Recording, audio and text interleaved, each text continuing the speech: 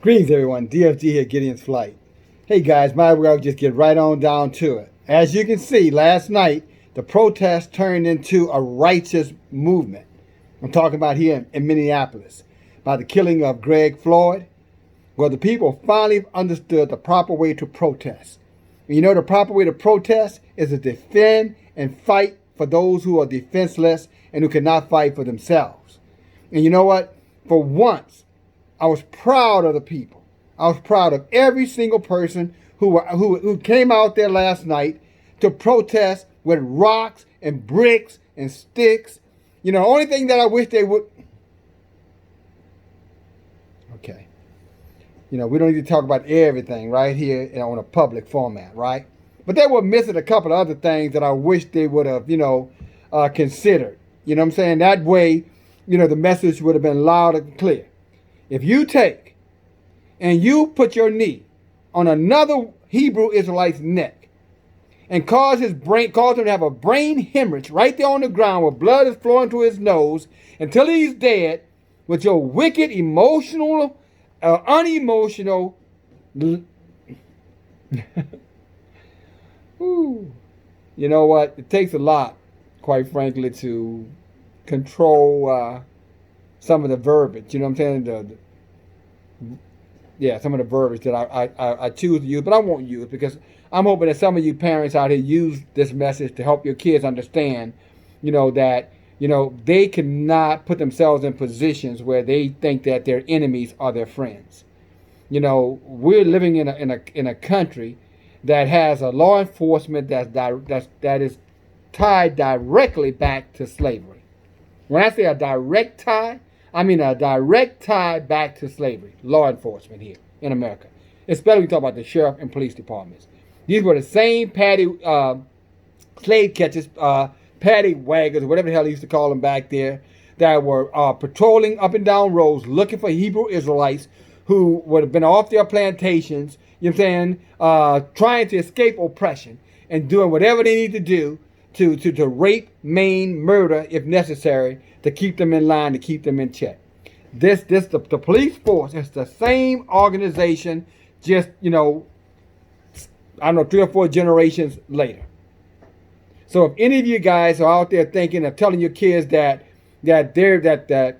this organization, this group of Masonic, blue line, loyalty, brotherhood, whatever crap that is, any of you out there telling your children that that's honorable and that's good, then you're putting your child's family in the future in harm's way.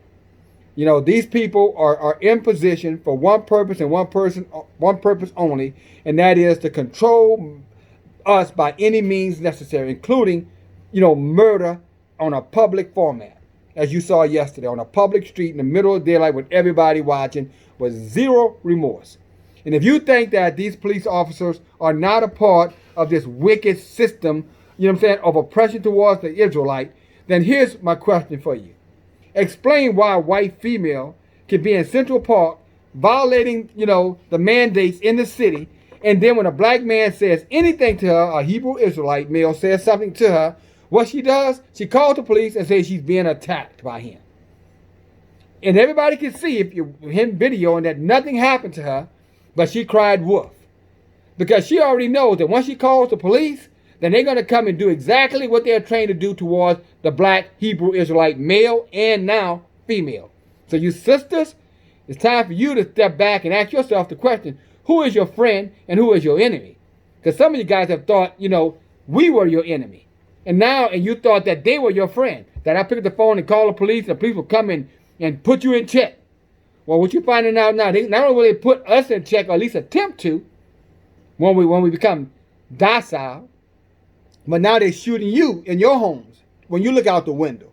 Now they're shooting you in the bed, with no clothes on.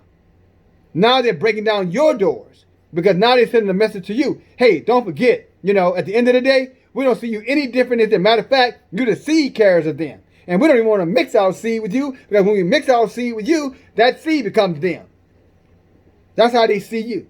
As wretched, filthy, wenches, and as they used to call you back in the day, their wives, their mistresses, or their wives, I'm sorry, would call you nigger bitches. Yeah, that's what they called you. So just so all of you who want to endear yourself to them and get on these feminine movements and all this kind of different things, just understand, at the end of the day, they know who you are. You can't hide. You can bleach your hair. You can color your eyes. You follow me? You can, you can do whatever kind of cosmetic you want to do. Straighten it out, weave it out. But at the end of the day, they know you're not them. And not only do they know you're not them, they despise you for who you are because they're not you. If you can believe that. Some of you guys have a hard time believing it. I realize that. Your self-worth is underappreciated because you don't know who you are. Some of you, not all of you. Some of you women are Hebrew Israelites, and I know you are, and you know you are. But those others who have no clue, who think they're just, good, decent, law-abiding Christians, you have no clue who you are. And they know that you don't have no clue. And they'll continue to lead you down the straight path, the path of destruction, at the expense of all the things that you value, all the things that you treasure, all the things that you love. But getting back to the subject matter at hand, it's time to fight back. An eye for an eye, a tooth for a tooth, a tooth for a tooth. If they knock one of your teeth out, you're supposed to knock one of their teeth out. And a life for a life. That's Bible. That's history. That's direction. That's the laws and commandments of Yah. So why are we sitting around waiting every time they do something and do nothing? Well, again, last night was a step in the right direction. But they missed one thing. Somebody died a couple of days ago. Greg Floyd. Did anybody die last night? So did we go, we damaged some property and broke some windows and threw some rocks and stones, but we might have forgot the life for a life part of it. So let's not forget that, guys. We got to remember that, all right? That's important, guys. We can't forget the life for a life, all right? So please, as we go forward, can you at least remember that? At least, don't half-ass do things. That's my daddy tell me, look, Dale, don't half-ass do something. You're going to do it completely or don't do it at all. So that's what I'm saying to you guys. I'm glad we finally got a little moxie and a little toxicity, whatever you want to call that, masculinity. But, you know what I'm saying? We need to go all the way. Let's stop this almost stuff, okay? They can stop the violence if they want to. You know what I'm saying? They can leave us be and show us the respect that we rightfully deserve as human beings. But if they don't want to do that, as they have proven over the decades and over the millenniums, that's okay. Let's just, let's help them out a little bit. The scripture teaches us that Yah is against an unjust scale. You know what an unjust scale is? That's a scale that's out of balance. See, Yah hates that. He said, I hate an unjust scale. Yah hates it so much, he said that he wanted you to be hot or cold, and because you're neither hot or cold, that he would just spit you out of his mouth.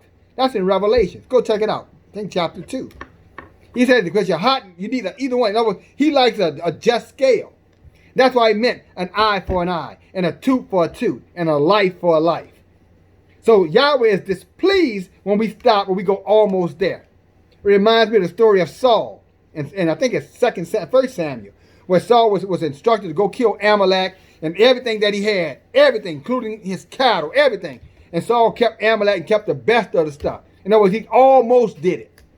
He almost did everything he was assigned to do. He killed everything, but he didn't kill everything. And Yah was so displeased with Saul that he snatched the kingdom from Saul and gave it to someone else.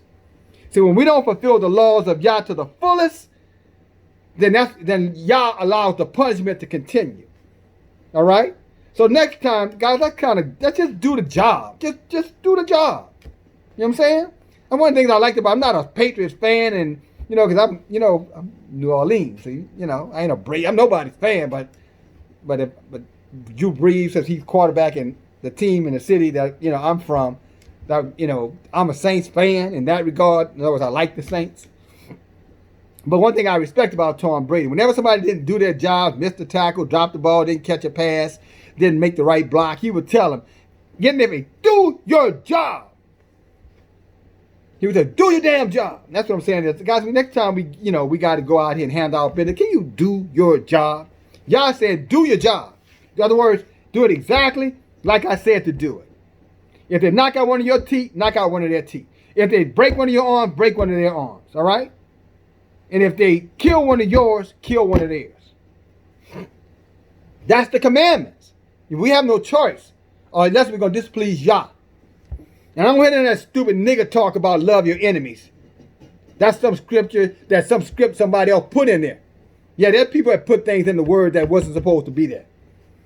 Yeshua said, I only say what my father says. So if his father said an eye for an eye and a tooth for a tooth and a life for a life, don't tell me Yeshua had a new idea. Oh, love your enemies and do good to them who hate you and obey your master's slaves. Get out of here with that foolishness.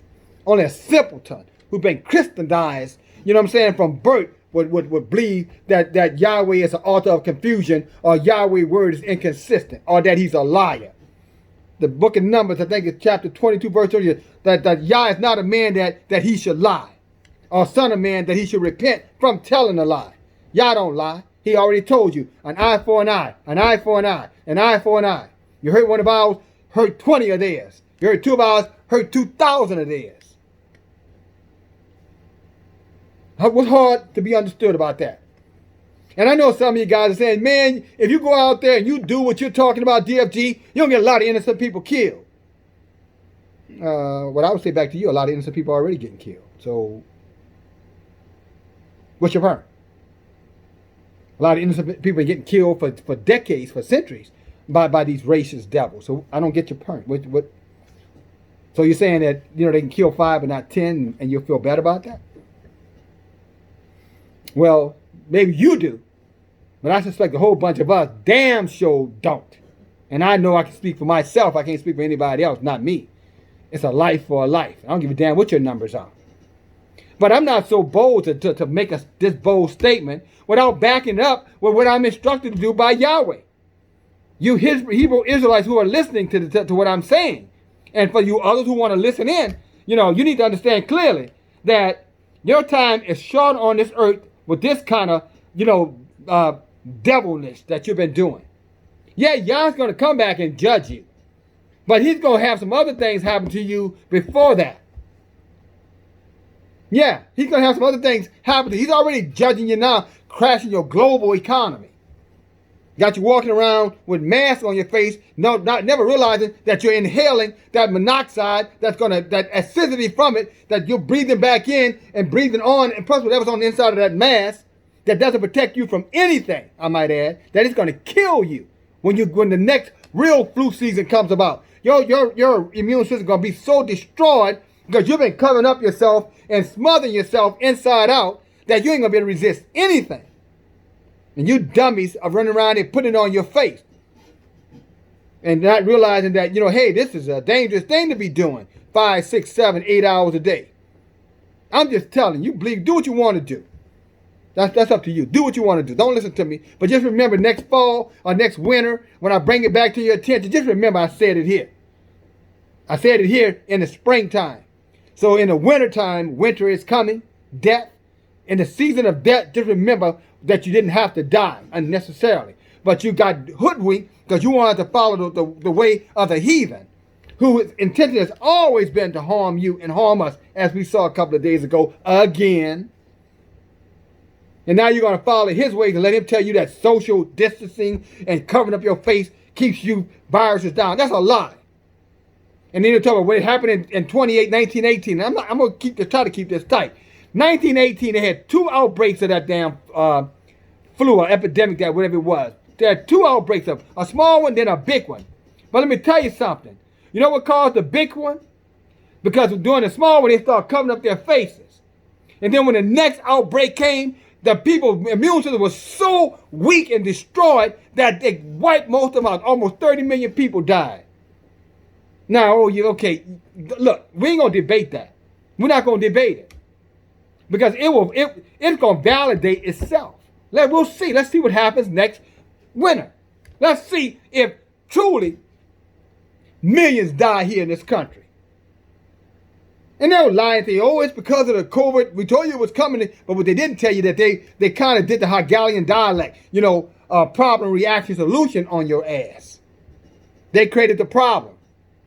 And therefore, the solution is going to be vaccinating your ass because so many of you are going to be dying that you'll be running over each other trying to get that vaccine. And then after that, you're done. Yeah, you don't believe me. But my book tells me that if a prophet And what is a prophet? Just someone who Yah uses every now and then. And like I said before, he can use anything or anyone. But if a prophet brings forth a message and that message is not true, then you count him as a lying prophet. So there you go. So if it does not come true, then erase this channel and just call me a lying prophet.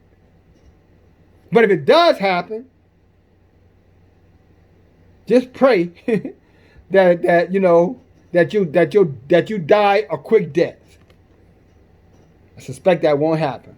But just pray you die a quick death, and your loved ones too. Everything that you value, everything that you love, because you were an idiot falling behind a wicked nation, and wicked nations all over the world who has never, ever, ever tried to do something that was right for the people. The rich have never given a damn about the poor and never will. You think that they're really concerned about, your health and your well-being? When insurance companies and pharmaceutical companies are the most profitable businesses in the world? And you think they want you healthy? Are you serious? Well, I guess you are, because you want to cover up the very passages of oxygen to keep your body healthy. You're the one covering it up. You're not even getting in the air. The normal oxygen that your body needs to survive, you're blocking your air passages with that foolishness on your face. Think about it. Just think critical about it. Hebrew Israelites, I'm talking to you. Think about it. Because when we think and reflect, Yah answers and reveals. So I'm asking you to think about this. Think about it for yourself, not based off of what they're telling you. These are liars. These are liars. Everything that comes out of their mouth is founded on some lie. Even when they're telling the truth, they're only telling them the truth. The only truth they say is the truth that lines up to enforce a lie, to gain something, to take advantage, to keep their white privilege. Okay? They don't have any, they never will have any good intentions for you. They don't even have any good intentions for their own kind. They're just all about self-preservation. They hate each other. What you think they think about? Well, we know what they think about us. They can be on national. I mean, you got three police officers holding down one man that's handcuffed and an Asian dog standing right there watching while this man he's pressed down to the ground till he's begging for his life. Nobody comes to his rescue. He begs and he begs. And finally, he gets quiet and it starts to bleeding. His brain starts to hemorrhaging. And the lady says he's bleeding, his nose bleeding. And that dog, the other white dog, standing right there on his neck and never has moved for 1 second, pulls out mace spray to keep you little infeminate niggas in check. Excuse now, that's what I said. And I mean, I ain't taking it back. Because if you were courageous that you should be, if they were courageous that you should be, they should have been doing something right there, not a couple of nights ago. Although I'm glad they did something. But it would have been nicer if they started throwing rocks and bricks right then and there when they had this man on the ground killing him. It'd been a good time then to take a trash can and knock one of them white devils aside their head or that yellow devil aside his head. It'd been good to do it then. They should start kicking ass and taking names right then and there when it mattered the most. Because Greg Floyd is dead now. He ain't coming back. Because we stood there, some of us, our kind, stood there and watched. And yes, I said it and I mean it. These people hate us, guys. And they can't help it. They hate us with a pure hatred. And the reason I know they can't help it because they don't even know why they hate us themselves. So you think about a hatred that comes from the soul. How can a hatred be more deep than that hatred? A hatred that needs no justification. All it needs is an explanation. Think about that kind of hatred. They hate us with a pure hatred. A hatred that does not need an explanation. It just needs a justification. He shouldn't have ran. He shouldn't have resisted. He shouldn't have been drunk. He shouldn't have. All they want to do is give you some little weak explanation so you can just go on back home, you follow me, and wait till tomorrow and pray to white Jesus, some of you guys, I guess, that it doesn't happen again. Or you can play the Yeshua or Yah and say, I'm taking action. Because this is the time. Look, the days are short. The Bible says we need to redeem the time. The Bible says, our book, that we need to respect the time because time is running out. That's what I mean by redeem the time. So you need to respect the time because time is running short, guys. We don't have much time left. And some of you go, well, we do have time. Well, go ask Greg Floyd how much time he had left. When he got up that morning, got his vehicle to go wherever he went and stopped and parked his car right there where he parked that car. Asked him before he parked that car how much time he thought he had left. 46-year-old male. What, 20 years? 30 years? Maybe 40 years? Or just 25 minutes? So that's what some of you guys not understanding. You could have only 25 minutes left. How you going to spend it? On your knees, begging like a slave? On your feet, resisting like a man or a woman? That should be the question all of us are asking ourselves about right now. How this is going to end. How is it going to end for you? Because how it ends for you is how it ends for us. Because we are truly one people. We are. So whatever happens to one of them, happens to all of us. Isn't that what Yeshua said? When you do these to the least of my brethren, you've done it unto me. Isn't that what Yeshua said? He said, when you do this to the least of these, my brethren, you did it unto me. Isn't that what he teaches us? Isn't that what the word, right? You know I got it, right? Isn't that what the word teaches us? In our book? Doesn't it teach us that? So why are we standing around letting somebody harm us and doing nothing about it? And saying, oh, good white Jesus, is going to take care of him down the road. We've been waiting a long time for good white Jesus. He ain't coming. White Jesus ain't coming, guys. That was made up. That's a fairy tale. It's not real. You got more chance of Captain America flying out of the goddamn sky or shooting out your ass than white Jesus coming. Just telling you. Keep believing that foolish if you want to. Your mammy believed it. Your pappy believed it. Your grandmammy, your grandpappy believed it. All of them waiting on white Jesus and died, with one foot in the grave long before they were dead. Never living, waiting on white Jesus. You better wake up. The Bible says the last days knowledge will be increased. We're in the last days. Why isn't your knowledge increasing? And if your knowledge is increasing, then why are you still being hoodwinked? Why are you still drinking the Kool-Aid? Because something is wrong with you. You're still seduced. You're still admiring wickedness. I want to be like white. I want to be like white, because be like white means, you don't even know what the hell it means yourself.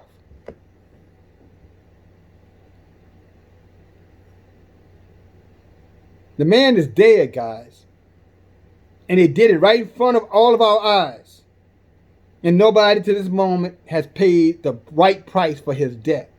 Getting fired is not the right price. Losing their jobs is not, that is not the right price. Getting incarcerated is not the right price. I know I said that yesterday, but I'm just telling you, being incarcerated is not the right price. They murdered a man. The right price is murder. That's the only price. That's the just scale. You kill, you live by the sword, you die by the sword. And I'm talking about when you're wicked. I'm not talking about justified, because if you're doing a just revenge, then that's the word of Yah.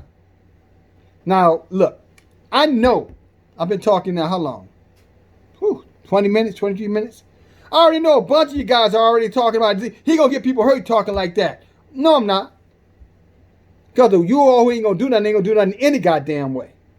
And those of you who would do something, you just need to know you have allies. You're not alone. That's all I'm saying. The rest of you who ain't gonna do nothing, you ain't gonna do nothing. So stop talking about, I'm gonna get somebody hurt. Your ass wasn't doing nothing no matter what. Could have been your mammy or your pappy down there, your own brother down there, and you still would have did anything. Oh, forgave him. I know. You'd have forgave him at court. I forgive him. I forgive him. I love him. Your Honor, can I come down there and give her a hug while my brother's body is rotting in hell? Remember the Bolton Jean family? That's some of you guys. That's what you're waiting on. You're waiting on your moment to be you want to be Jesus. You got to forgive them for their sins because they know not what they do. You're Jesus. But we as a people, those of us in our right mind, the just of Yah, we want revenge. We don't care nothing about what we want. The same thing that happened to your family that happened to our family. Now, like I said before, it don't have to happen like that. Nobody has to die. There has to be no blood running in the streets. But you put down your gun and I'll put down my gun. But until you put yours down, I'm damn sure not gonna put mine down. I don't like a devil. What? You serious? Put yours down first. You know, why aren't all people asking that question? Put yours down for not stop the violence and it's wrong and it's unjust and we all the same people. That's a lie from the pits of hell. You got to be out of your damn mind. Where you been at? That's what happened with when you talk about socialized education, indoctrination in these schools of higher learning. See, that's what happens to our people. Because they get stuck in some surreal world that makes them think they're what they're not. These people are vicious. There's no killer on the planet like Esau. Esau is the ultimate killing machine. He kills for enjoyment. He kills for recreation. You didn't notice that guy with his leg on the man's neck? You didn't notice how calm and cool and collect he was? He was enjoying himself. These people are vicious. People don't understand nothing about negotiation and love and peace and harmony and oneness. What are you talking about? We're not all one people. Man, you serious? Go ahead. I wish some of you guys I wish y'all would just throw some of you guys back about 200 years ago talking that foolishness. And I wish he would allow you to be a victim of buck breaking. Some of you men who listen to my video who got that mentality, you know, that we just need to all feel out together. It's all one people. It ain't about race, it's about injustice. I pray that y'all would set you back 200 years on one of those plantations and let one of these white devils, homosexual white devils, take you to a buck breaking exercise. See how you feel about yourself after that, since we all one and it's all about love. These people don't have no hatred in their hearts for us. Serious? Or maybe take you out there on one of them fields out there in Kansas City or Oklahoma in the early 1900s. You know what I'm saying? And as they string you up, castrate you, you know what I'm saying? Make mockery of your body, beat your body to pieces, cut your body parts off, and then when they finish selling off your body parts, put you in a fiery flame and then roast your ass. You fun-loving, we all the same people. You know, it's just about injustice. I bet you'll have a change of heart then. As you're standing up there shivering, you know what I'm saying, and from pain and misery, you know, out of your dang on mind. Because right now, you start talking that foolishness to us, that's how we think. You're out of your damn mind. These people are not you, and you're not these people. And you ought to be glad you're not. Because then you'll be full of wickedness too. But let me get down to the end of this, because I want you to see what Yah has to say about everything. I'm going to wrap this thing up the right way. I'm going to wrap it up the right way. All right, I'm going to wrap it up with the word, with our history book, with our forefathers have instructed us on what we must do to invoke the power of Yah in these kind of times that we're living in. I've told you before, these people have one intention, is to wipe us off the planet, especially the males, to wipe us off the planet. Because they don't want us reproducing, guys. They feel like our race will eliminate their race. And them devils don't want to die. Can't you tell? They want to live forever. But let's get into the meat, and then we're going to end this video. Book of Maccabees, First Maccabees, chapter 4. I'm sorry, chapter 4. I'm sorry, chapter 4. I'm going to start reading you at verse 8. Then said Judas to the men that were with him, fear you not the multitude, neither be afraid of their assault. Now you see how he's saying? He said, I know you're in the minority, and there's way more of them than us. See, that's what some of these people who try to shame you into not retaliating, oh, you're going to get everybody killed. They got guns. They got more guns than us. They got more weapons than us. Lies. That may be the truth, but that don't mean that's the sign of who's going to be victorious in the end. Follow me here. I'm going to read that verse again. Chapter 4, verse 8, First Maccabees. Then said Judas to the men that were with him, fear you not their multitude, neither be afraid of their assault. In other words, their power. Remember how our fathers were delivered from the Red Sea, and after Pharaoh pursued them. Remember, he said, remember how Yahweh has come to our rescue before when the odds were against us. He never changes. The scripture tells you he's the same yesterday, today, and forever. He said, remember when Pharaoh was pursuing after us, those Africans from Egypt? Now, therefore, let us cry unto heaven. If peradventure the Lord will have mercy upon us and remember the covenant. See, we have a covenant with Yah, a promise, a contractual promise with Yah, with our fathers, and destroyed the host before our face. In other words, he made a promise that he would destroy our enemies right in front of us. That so that all the heathen may know that there is one who delivered and saved Israel. Then the strangers lifted up their eyes and saw them coming over against them. Wherefore they went out of the camp to battle, but they that were with Judah sounded their trumpets. So they journeyed in battle, and the heathen being discomfited, fled. They ran. Those few men ran those devils off. You saw a little bit of that the other night. You'll see much more of that if you become courageous like Judas and his men did, our forefathers. And this is not the Judas who betrayed. This is not Judas Iscariot they're talking about. It's a different Judas. Howbeit in hindsight, howbeit at the hindmost of them were slain.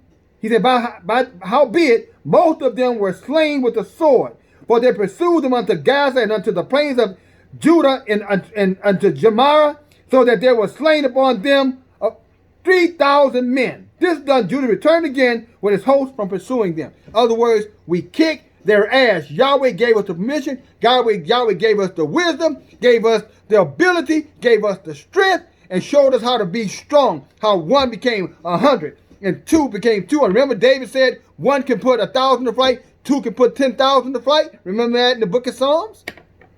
Why do you think that's written? Those are not nursery rhymes. That's not poetry.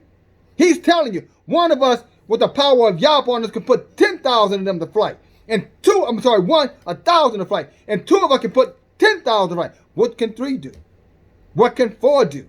What can 5 do? We'll never know until we try and get some courage. So stop listening to these weak-kneed, weak-backed, effeminized, emasculated fools who are telling you if we fight back, it's just going to be worse for us. I'll be damned. Death is death by any means. How's it going to be any worse if I'm going to get killed any damn way? I'd rather die on my damn feet than on my knees. They were saying I'd rather be carried by 6 than judged by, I'd rather be judged by 12 than carried by 6. Get it?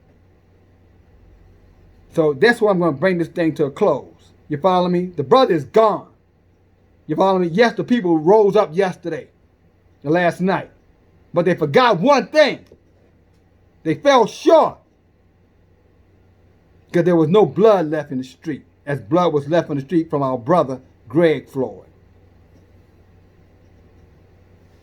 DFG. My heart goes out to that brother. Broke my heart every time I see that video. But I still love him spiritually. I hope he rests with Yah. Bye now.